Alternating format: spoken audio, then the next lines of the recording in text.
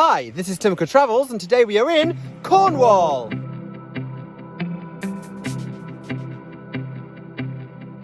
Cornwall is the westernmost and southernmost county in the UK. It has 675 miles of coastline and is known for its rugged cliffs, sandy beaches and numerous quaint harbours. Do you know anywhere I can go to the loo in Loo? Well, why don't you go there?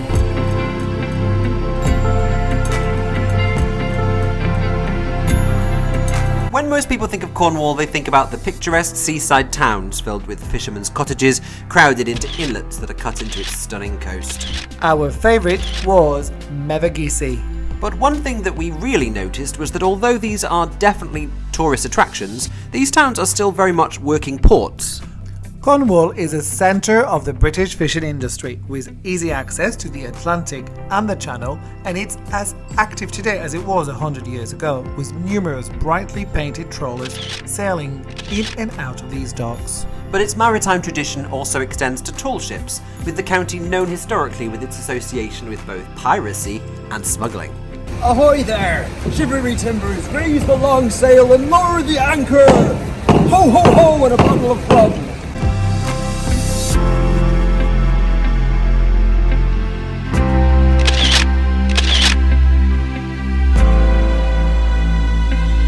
Nowadays, though, the maritime industry is all about harvesting this classic British bounty from the sea. Speaking of smuggling, however, the real Jamaica Inn, the location for Daphne du Maurier's famous novel about smuggling, is an enduring attraction in the middle of Bodmin Moor.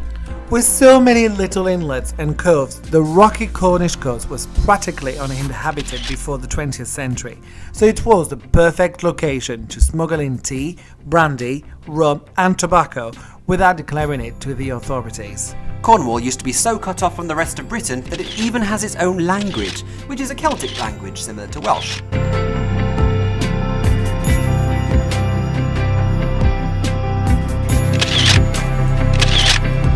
Let's play a game. Think of it Cornish. You go first.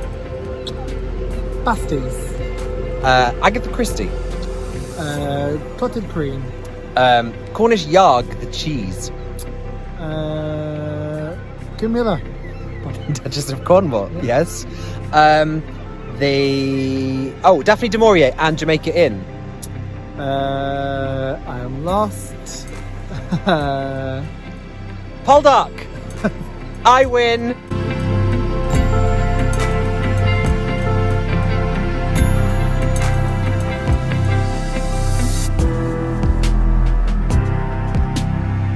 Because it's so far south, Cornwall, unsurprisingly, has considerably more hours of sunshine annually than the rest of the country.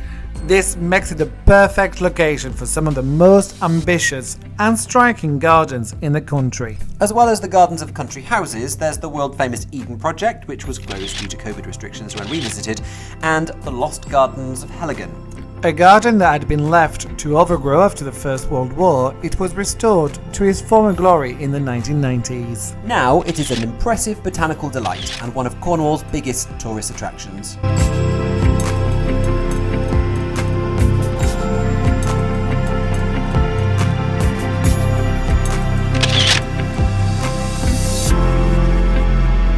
Ben was a turkey called. Let's call him Keith. He looks like a Keith.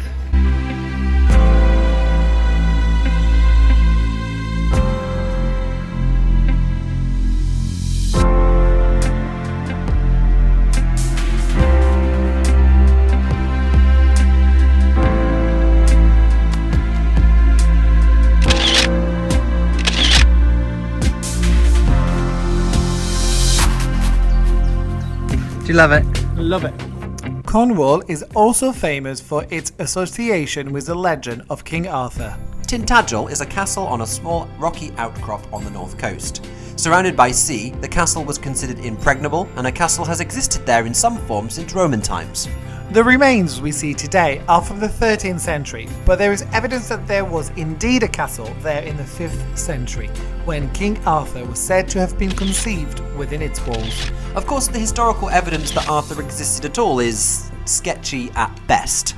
But some legends say that he was born in the castle, and they also link it to various other stories within the Arthurian myth. and regardless of the truth behind it, Tintagel today is inexorably linked to the legend of King Arthur, the most famous story in British folklore.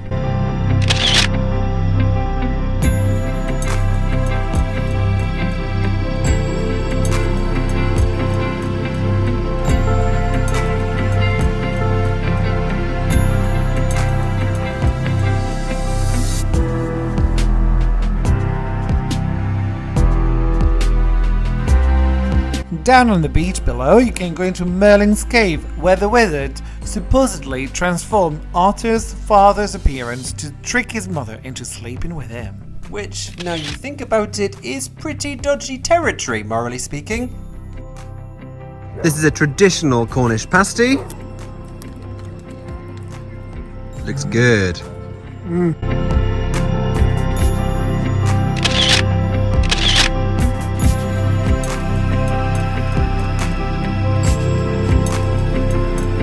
Our explorations of the coast continue as we drop in on Padstow, the home of Rick Stein's famous fish and chips restaurant.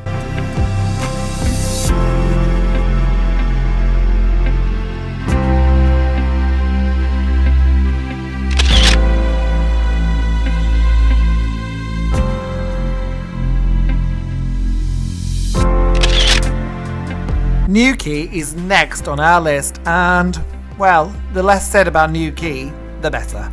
I mean, the beach is very pretty, and I can see why surfers would love it, but the town is pretty grim and concrete and not the seaside paradise that you might expect.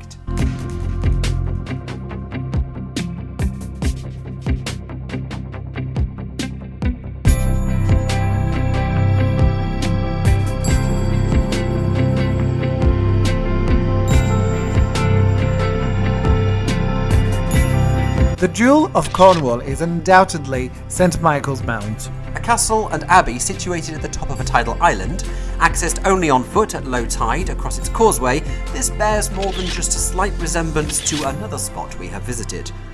Mont Saint-Michel in Brittany. And that resemblance is no coincidence.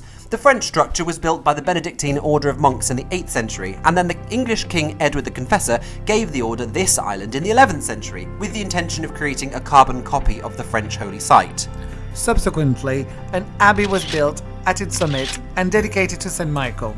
And though the rest of the Cornish island isn't quite as developed as the French, the idea remains exactly the same. So the Benedictine monks essentially invented the franchise. Did you know that St Michael was actually an angel, and the reason why lots of churches are perched on top of a hill is because they are higher to heaven? So he was not even a real person? No, actually he's the only saint who was never actually a human being. He was an angel. Although, have you heard of Michael Angelo? Yes, different person. Different person. Debatable. It would also be remiss of us not to mention the amazing restaurant with the best views in the UK. Seriously though, even if you don't get tickets to the island, make sure to grab a drink or some food in a good old inn on the seashore. You will not regret it.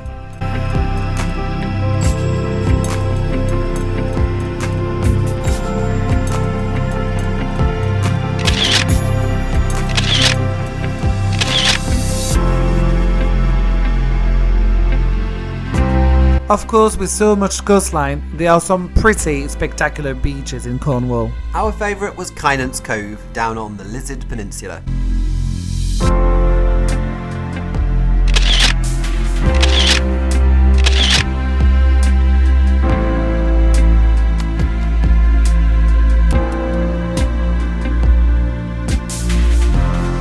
Also on the Lizard Peninsula is Lizard Point, the southerlymost point of mainland Britain. So when people talk about going from north to south in the UK, why don't they say they go from John O'Groat to Lizard Point then? That's because the furthest distance you can travel in Britain is actually to its most westerly point instead, Land's End. Well, we didn't love Land's End due to its basically resembling a theme park. And you have to pay £15 just to get a photo standing next to its famous signpost. Not impressed. And £5 to park in the first place.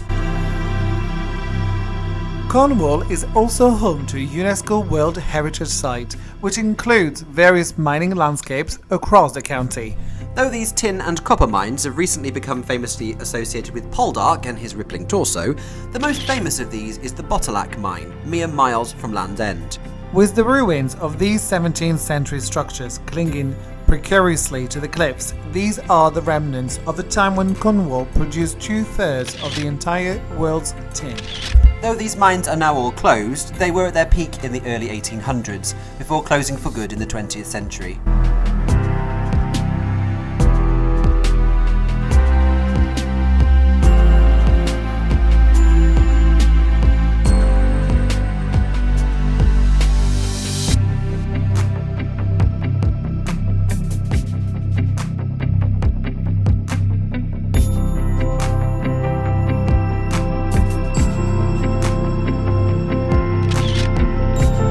In summer, Cornwall is a big tourist attraction, with holidaymakers flocking from far and wide to stay in the sunniest part of Britain. In April, it was a little bit quieter, but St Ives was the busiest spot we visited, which was full of tourists in its busy, windy streets.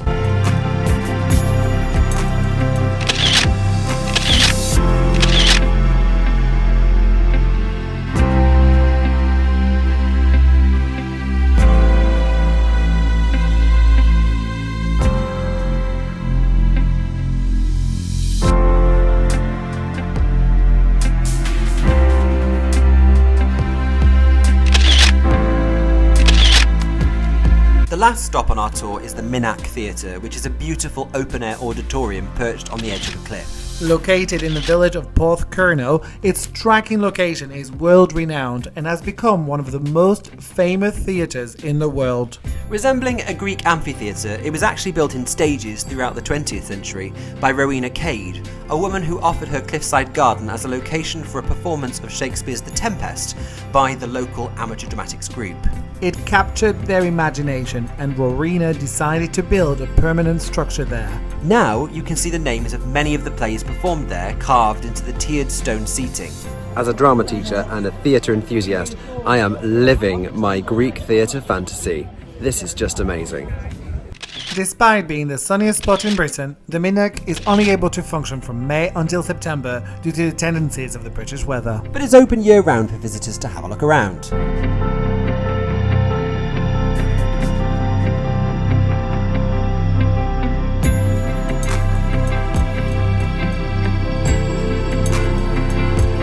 We were lucky that the sun shone throughout our trip to Cornwall. So we can attest firsthand that if you want to soak up some rays without leaving the UK, Cornwall is definitely the place to come.